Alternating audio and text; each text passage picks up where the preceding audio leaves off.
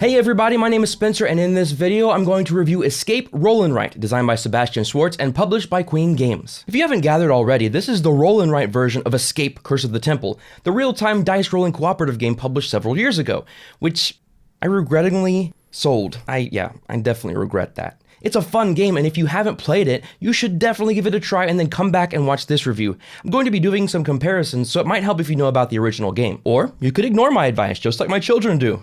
Actually, they're really good children. I just wanted to write a joke at their expense because I'm the father of the year. In Escape Roll and Write, the only cooperative roll and write I've ever played, 2 to 4 players are trying to collect gems and exit the temple before the game ends after a fixed number of turns. And so we begin this review with a complaint of mine. The whole excitement of the first game is the real-time element, and the roll and write does not have that. Everyone takes a turn and there's no time limit. Look, I get it. Making and playing a real-time roll and write would be pretty difficult. If you write as badly as I do, the last thing you want if you were on my team is for there to be a timed element. Plus, you might have hands going everywhere, running into each other and getting all crazy just like people at an Elton John concert. But that's not how this game is, so I'll continue. Players take turns exploring their own temple. Yes, each player has their own temple sheet, identical to the other players to write on. There's no collective giant temple sheet of paper. It makes sense, I guess. You split up and are trying to collect gems in your own respective temples you're exploring and will add them to the pot, until it comes time to unlock the special chambers. In order to do that, 2 players must be in certain locations at the same time. For example, to unlock this purple room, 1 player must be at this lower room on their sheet, while another person must be in the upper room on their sheet. But they aren't in the same temple.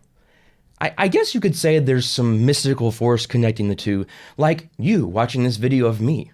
We're connected, even though we aren't in the same room, aren't we? Okay, let's move past the creepy vibes, and I'll go into more detail about how everything works. On your turn, you'll roll 2 dice at a time and decide after each roll what to keep and what to place in a common pool. If you roll the hated black mask curse die, they are now locked and placed on the adventure sheet. You'll get those back after several turns. After all the dice have been rolled 2 by 2, the active player will use them to move through their temple, only entering chambers that can match the dice rolled. I could enter this chamber if I spent 2 green running adventurer symbols. Also, dice can only be used once, never for multiple rooms. Each room has an action. Many include gems, which you'll keep track of on this adventure sheet. Others include bonus actions, like re-rolling or entering chambers without using symbols. Now, as I mentioned, you'll keep track of these on the adventure sheet. Circle means it's available, X means it's been used.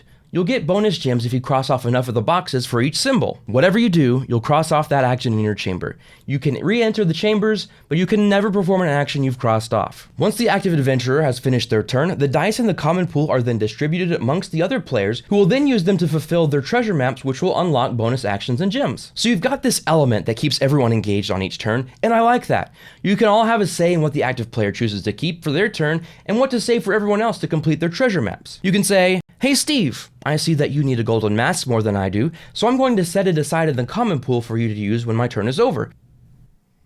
Just make sure your friend is actually named Steve before you say that. The game ends after a fixed number of rounds, and only if all adventurers have made it back to their exit chambers and have collected the required number of gems do they win the game. The number of gems required and rounds to be played is dependent on player count. Like most roll and writes, there are many instances where you'll roll and write. You'll circle symbols, mark off symbols, draw Tom Vassal, but otherwise, that's the game.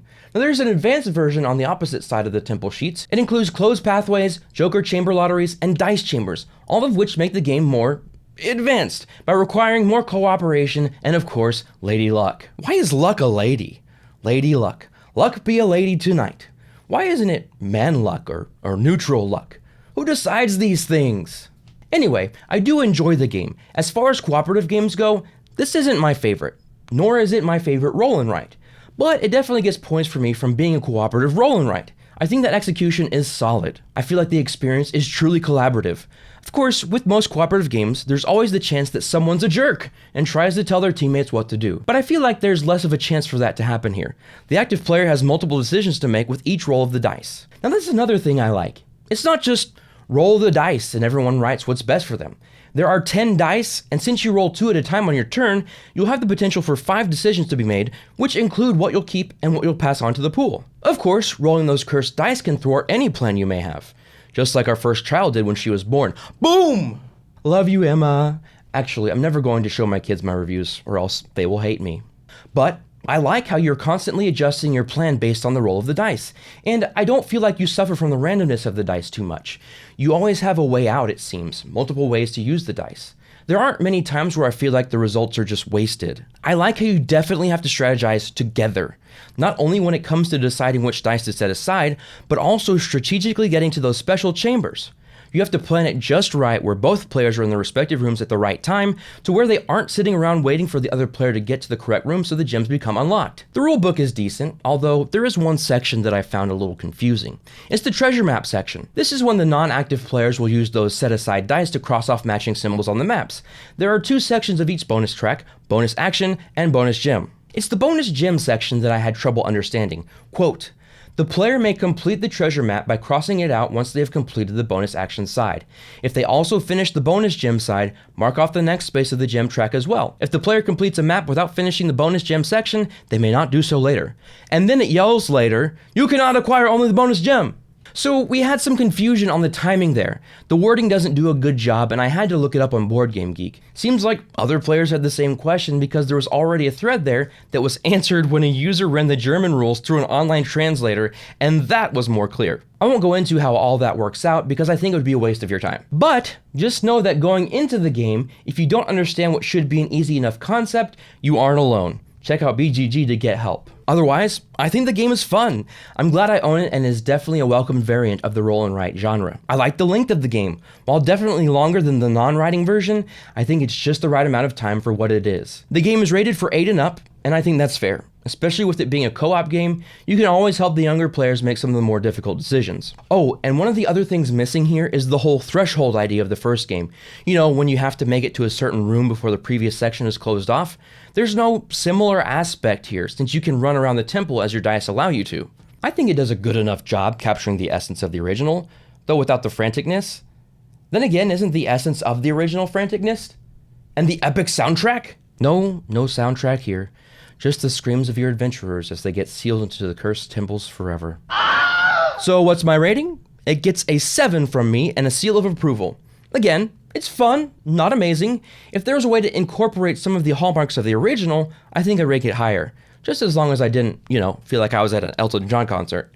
Well, that's all from me. If you have any questions about the game or criticisms about my review style or parenting choices, please leave them in the comments below. If you're too mean, just expect me to tell you to lighten up.